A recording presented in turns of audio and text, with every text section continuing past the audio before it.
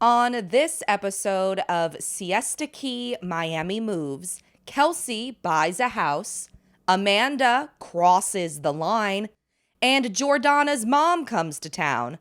I'm Lizzie Frizzle, and this is the Recap Corner. Today, we're talking about Season 5, Episode 8, called He's Never Picked You.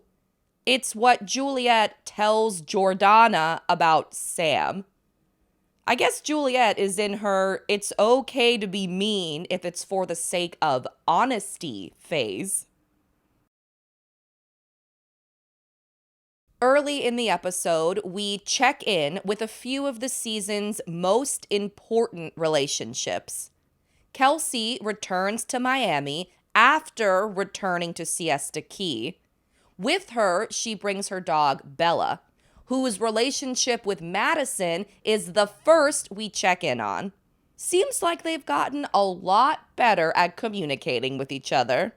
Hi.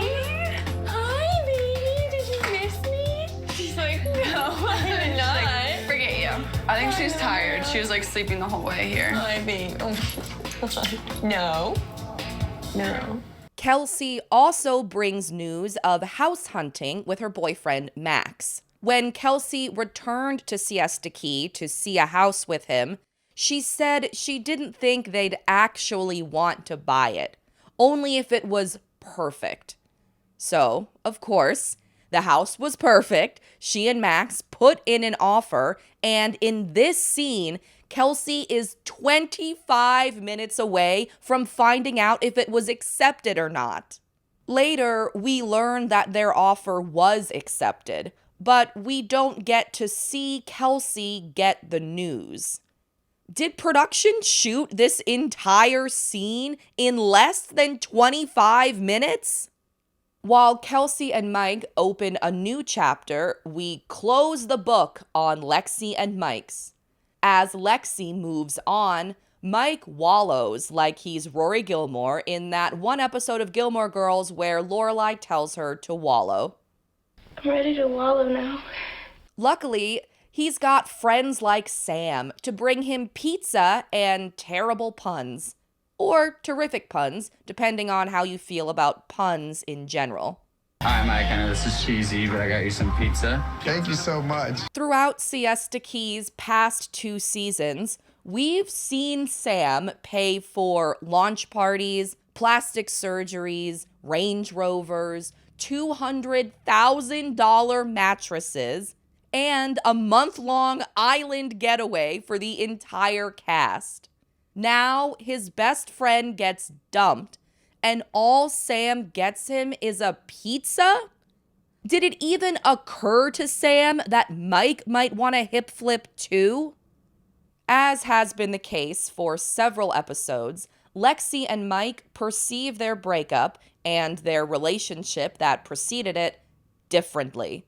So much so that when they talk about the breakup to their respective friends, it sounds like they're describing 2 separate relationships. Mike, I literally laid all these things out to you over and over and over again, and you said you didn't want to change. And for me, I'm just kind of confused and lost in the whole situation because I didn't even get a chance to fix anything. Mike is also insulted that Lexi hasn't apologized for cheating, and instead, she's accused him of being such a bad boyfriend, it was justified. Meanwhile, now that he knows about the cheating, Lexi worries that Mike thinks she dumped him for another guy, which conveniently absolves him of any wrongdoing, when the truth is that Lexi was unhappy in their relationship.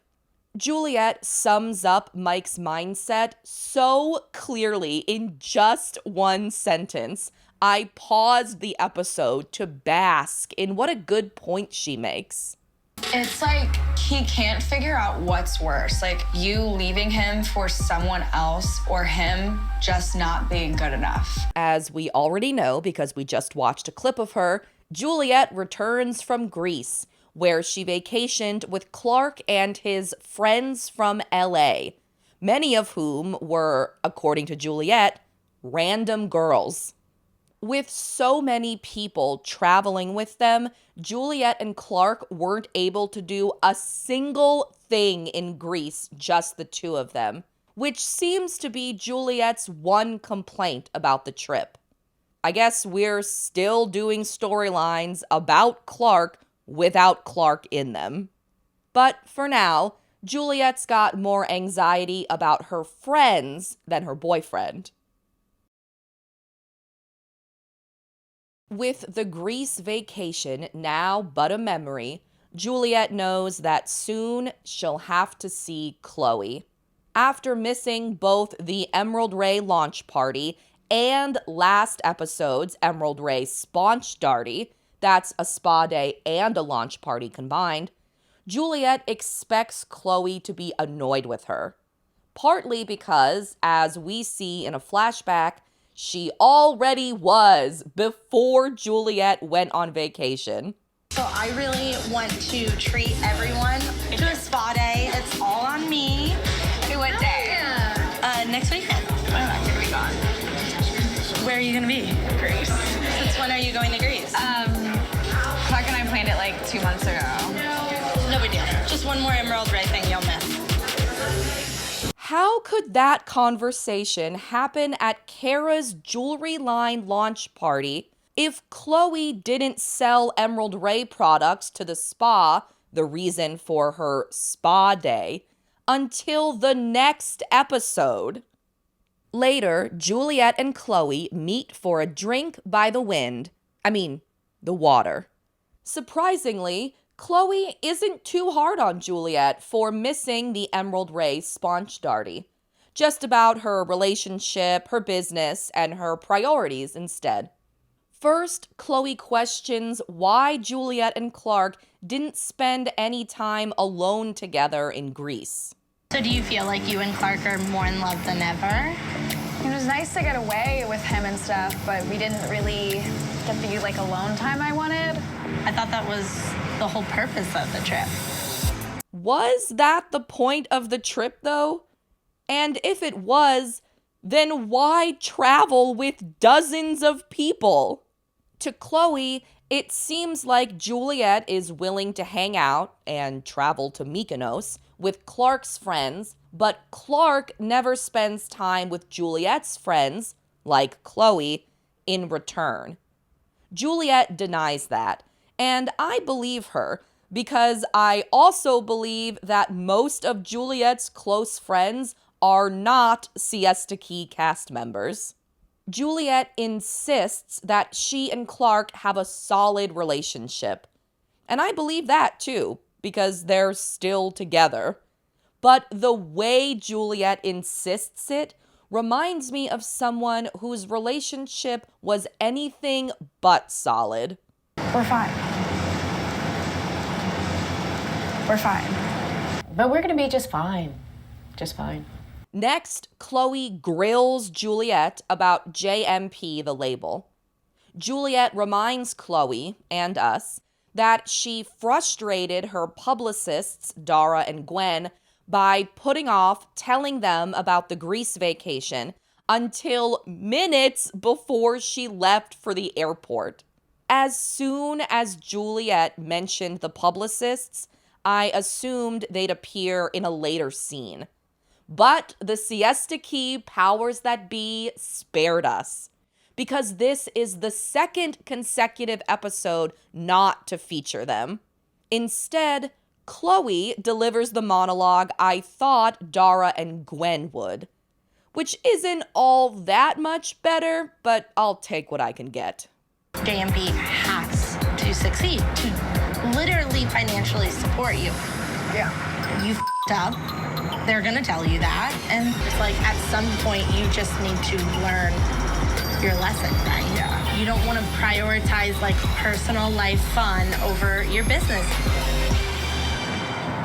When she's done lecturing, Chloe engages in another of her favorite activities, revealing information that's going to upset the person she's revealing it to.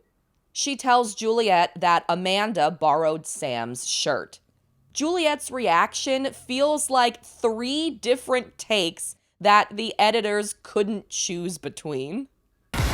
It's such a lack of girl code. Because she knows what she did was I just don't get it. She just doesn't care.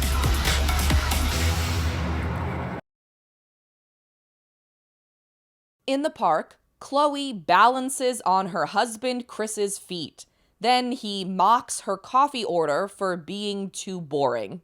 How can you make a latte unsweetened taste that good? It's not gonna ever be that good. Don't say I'm wrong for my coffee order. Don't get a boring drink. I get like cacao and cinnamon and vanilla. Trying to be healthy. You know when a barista posts a photo of someone's order and it's got like 30 customizations on it? How many of those orders do you think were Chris's? Chloe rehashes her argument with Jordana at spa day, without the weird period stuff. Once again, Chloe blames Kelsey, and Chris agrees in the Chrisest way possible. She's so whack. She's like a Slytherin and you're like a Gryffindor. You know? I want to be a Hufflepuff. Does Chloe just want to be in Hufflepuff because she thinks it makes her seem contrarian? Chloe transitions from talking about Jordana in the context of spa day to talking about Jordana in the context of Madisson's children's book. She does that thing where you say you're supportive, but you act judgmentally. If Madisson wants someone like Jordan, who is like naked on a yacht, twirling around on a stripper pole, making out with Sam, and has a revolving bunny playhouse, if that's who she wants to do her art, cool. This, for me, was the episode's wildest moment. Like, what is Chloe talking about? Is she exaggerating something? Is she just saying nonsense? Is she referencing a real-life event that wasn't recreated for the show? And most importantly, how does where someone dances or what clothes they wear or don't wear while dancing impact their ability to illustrate a children's book? As Chloe throws a tantrum, Jordana throws herself into work. She visits Madisson to talk illustrations. They sit on the floor in front of Madisson's couch, use a coffee table as a desk, the ground as a chair, and the couch as both a back and armrest. I've never related to anyone on this show more. Madisson's children's book is about 75% done. She wants to read it to Jordana, and by extension, the camera.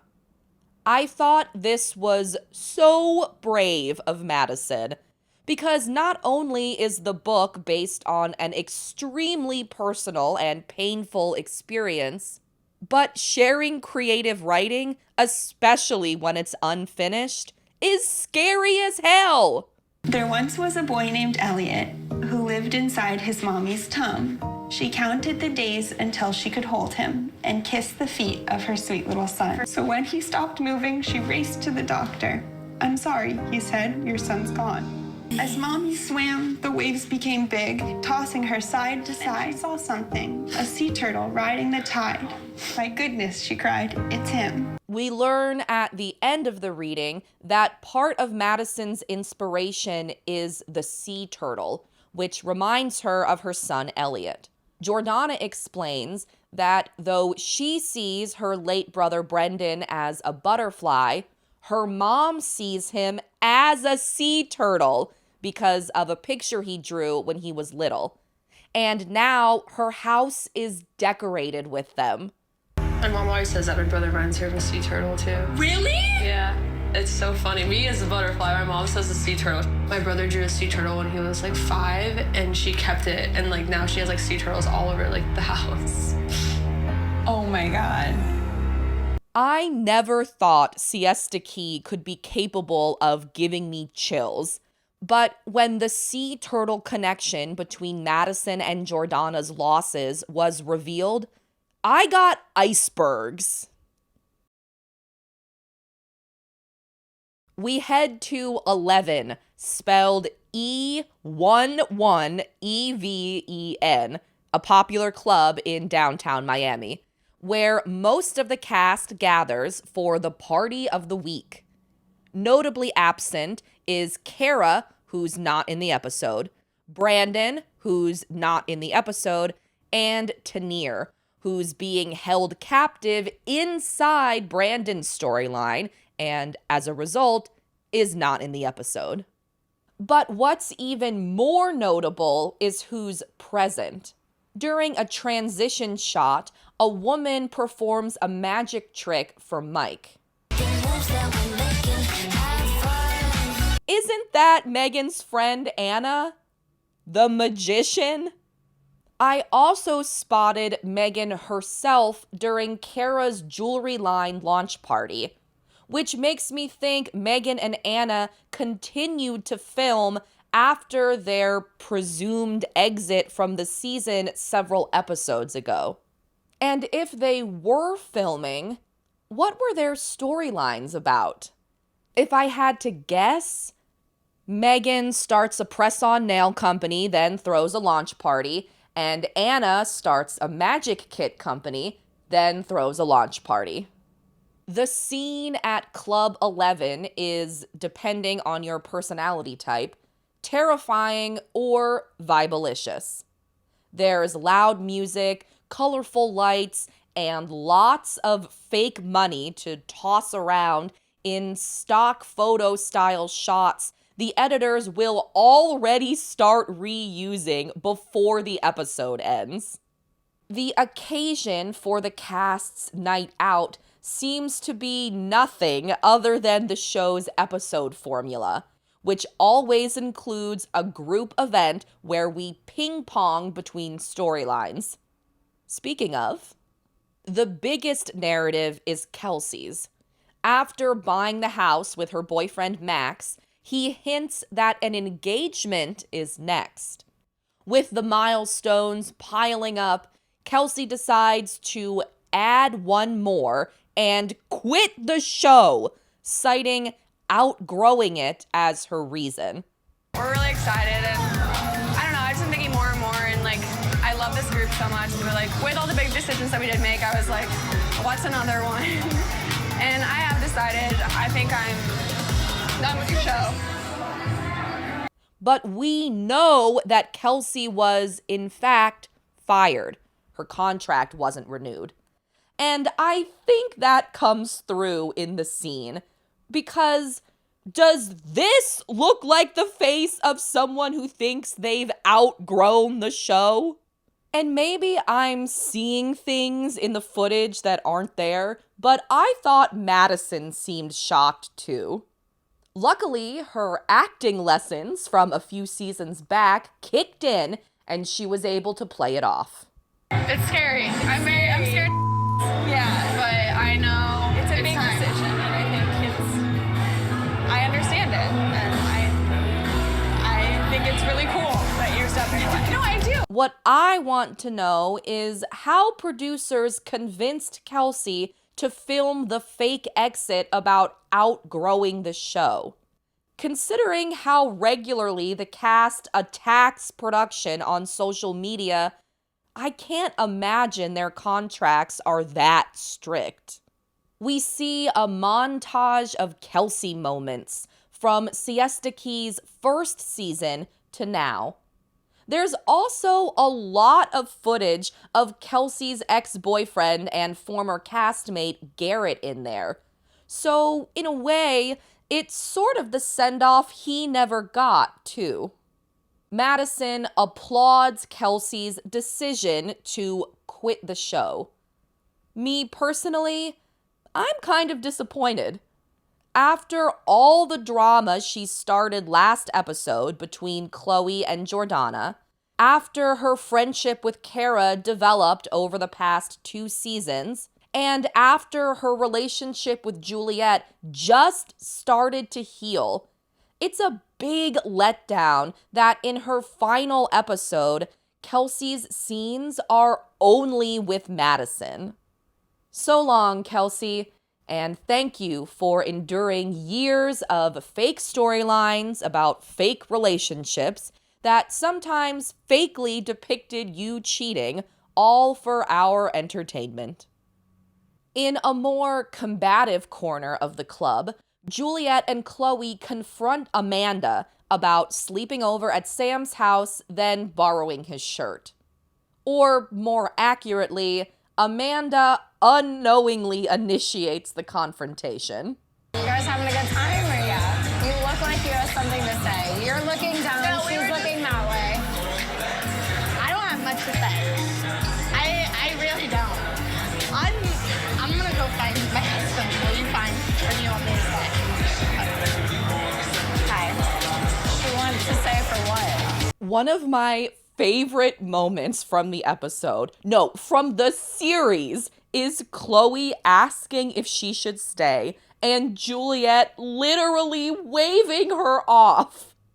Juliet's stance is basically that though she doesn't care if Amanda and Sam are friends, Amanda should respect that Sam is also Juliet's ex-boyfriend and not wear his clothes or sleep at his house or do other things that imply she's hooking up with him.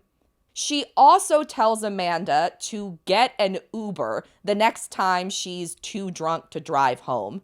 Amanda's response to all that is better played than explained. I wanted somewhere safe to stay at the end of the night, and I'm not going to apologize for that. You can go home in an Uber. Okay, but how about this? I didn't want to. I wanted to stay there. I wanted to hang out with my friends. Okay. Did I want to Sam? No. If I wanted to, could I have? Yes.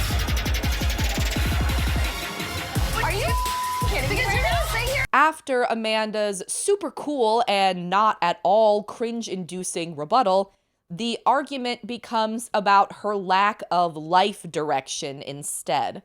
Juliet is worried because Amanda is partying every night right after earning a 4-year degree and ending a relationship.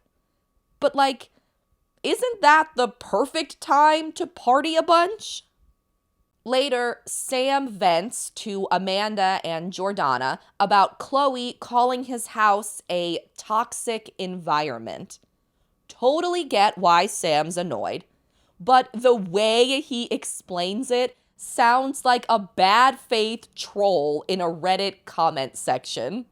Talks about me negatively, calling me toxic. She doesn't know what toxic environment means if she thinks that's subjective. That's kindergarten English. Soon after, Sam approaches Chloe and Chris to confront Chloe about her smack talk. Right away, the conversation is heated when Chris and Sam both aggressively say bro at each other. Yo, do you mind if I talk to Chloe? You're welcome to say it if you want, but I don't even think she wants to say anything, bro. Bro, but don't you think that's weak as hell? She doesn't want to say anything to my face, but just about me when I'm not there. You speak down on me, you speak down on my lifestyle. Why don't you just walk away? Why don't I walk away? Yeah. While Chris and Sam debate whether or not Chloe needs to talk to Sam, Chloe sits in between them, but with her head turned toward Chris. She refuses to even look at Sam. Chris repeatedly insists that he and Sam are cool. And I'm not sure if he's trying to convince himself or Sam, but either way, it doesn't work. Bro, you and I are cool, bro, but I'm protecting her and she doesn't want to talk. So why does she talk about me if she doesn't want to talk? That's her business, bro. I don't have anything to speak about you. You and I are cool, right now. No, we're not, actually. Well, if we're not, then walk the away, bro. I don't have any beef about you. What are you gonna do? Suddenly, Chris stands up and steps towards Sam. Sam's response is one of the moments from this season that I'll remember. At least for a month or so. Do something. Bro, just go for it. Go for it. Eventually, Chris does do something. He sits back down. Then he tries to retcon the conversation he's still having. I asked you nicely to walk away. She doesn't want to talk, so we're You didn't ask me nicely to walk away. You just Sam, threatened me. just go away. You have your little candy beads on. Like, go get your money and leave us alone. I don't know why you're concerned about my life. Go away. Will you please ask to not like have her speak about me? Like, there's no reason for her to speak about me. Go away. Weird. Okay. Go away. I've never been particularly positive about Sam's presence on the show, especially as he became a full-fledged cast member.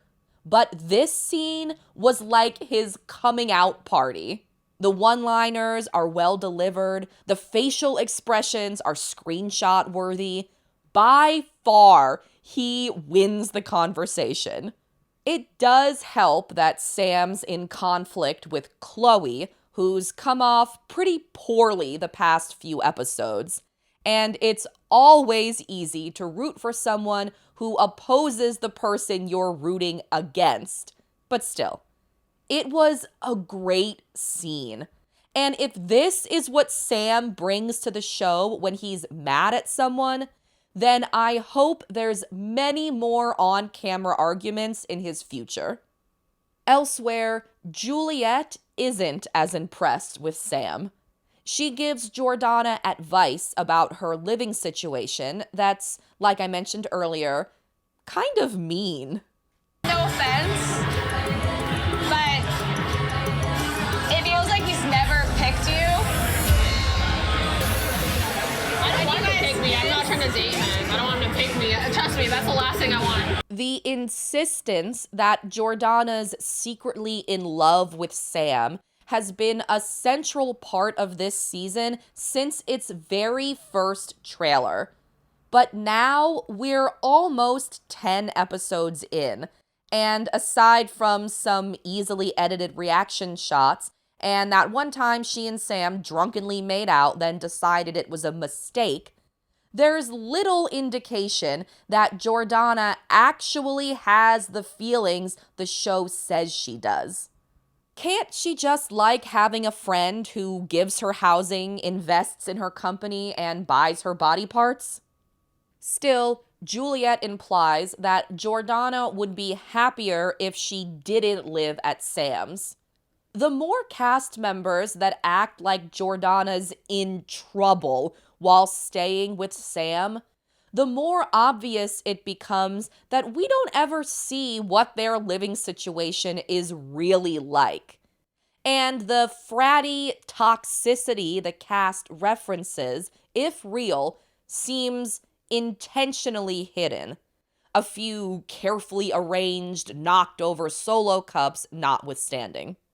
According to Juliet, living with Sam made her realize that he doesn't know how to care about other people. But that goes against the show's depiction too, because for better or worse, Sam's regularly shown to be so generous with his wealth, at least toward his friends, it stops being generous and starts being cavalier. That generosity is especially on display in this episode. Jordana's mom, Rosa, visits Miami ahead of her late son's, Jordana's brother's, 27th birthday. Jordana cleans Sam's $13 million mansion in preparation. It looks good. She also warns Sam and Mike that her mom is conservative, but in a no cursing kind of way. Rosa arrives, and she, Jordana, Sam, and Mike visit Little Havana, the perfect place for Sam to get fussy again about too much Spanish speaking. Dale, el queso frito y después el sándwich cubano también. Sándwich cubano, listo. I'll take the El Veggie wrap, please. Cheers, guys. Salud. Thank you. Oh, arriba, abajo, para Centro y para adentro.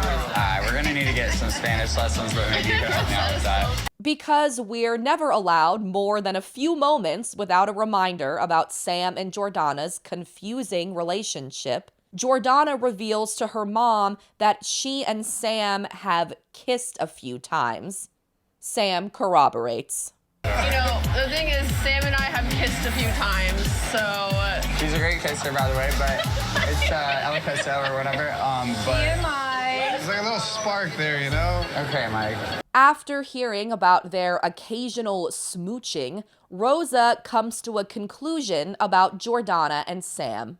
From the bottom of my heart, you definitely are part of this family, even though you're not blood. You are like the other brother that she didn't have. Yeah. I really wish the editors would stop telling us that Sam is both Jordana's crush and brother. In the episode's final scene, Sam charters a boat so Jordana and Rosa can visit Brendan's resting place, the Neptune Memorial Reef. Rosa describes it as an underwater ecosystem paradise, where those who are lost become part of a new life cycle. Jordana and Rosa bring flowers to toss into the water and write messages on ocean rocks that are added to the reef. Spirit butterfly. It's gorgeous. So. I know, I want to write something underneath, like, Yes. back here, too. What did you write on yours? I was not ready to say goodbye. It's another example of Siesta Key doing a surprisingly heartfelt job telling stories about grief. All of Jordana's scenes about her brother and all of Madisson's scenes about her son, with the exception of the one with the psychic, feel gentle and careful and supportive, which aren't qualities I associate with the show in, like, any other context. Still, Siesta Key does what Siesta Key does. As the episode ends, Juliet's voiceover narration tells us that the trip to Neptune Memorial Reef, made possible by Sam, proves friends are more like family. It was so nice of Sam to help create such a special moment for Jordana and her mom. It just proves that friends are like family. And those connections never go away. But just a few minutes earlier, we watched Juliet tell Jordana that Sam will never pick her and that she'll never be free in his house. Thanks for watching. Come back next Wednesday for another Siesta Key Miami Moves recap. When Sam wonders if Jordana is waiting around for him, another record label considers signing Brandon, and Chloe loudly and publicly kicks Amanda out of her house, while a crowd of onlookers watch in horror and awe. In the meantime, if you're so inclined, please like and subscribe. Thanks again. See you next Wednesday. Bye. We've come such a long way. I don't want to lose you again. Here's to letting go. Here's to moving on. Kelsey, you are the queen of not owning up to anything, honey. You're a cheater and a liar. You were literally the biggest. I cannot wait to watch your life like fall apart. Oh, thank you, honey. You don't even have your GED. Good luck.